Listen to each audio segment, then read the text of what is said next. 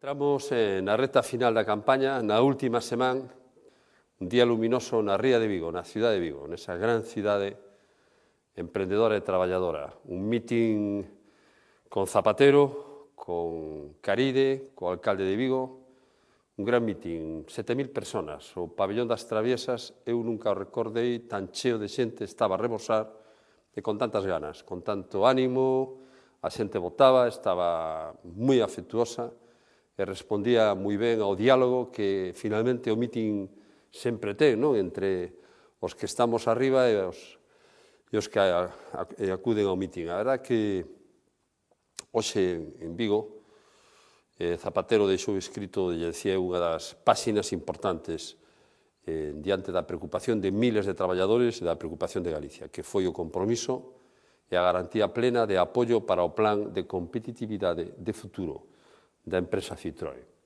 Un Citroën que, como sabedes, e como saben, significa máis do 11% do empleo da nosa comunidade, o 40% das nosas exportacións. Por lo tanto, Citroën e todo o conglomerado de industrias componentes é decisivo para Galicia.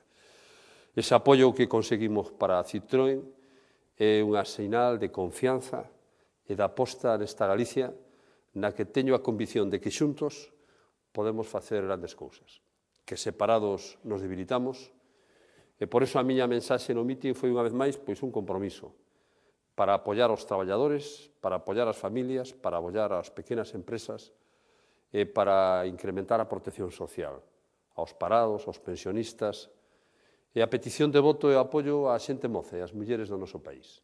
Fai 4 anos en Galicia abrimos as portas ao cambio, porque os mozos empezaron a moverse.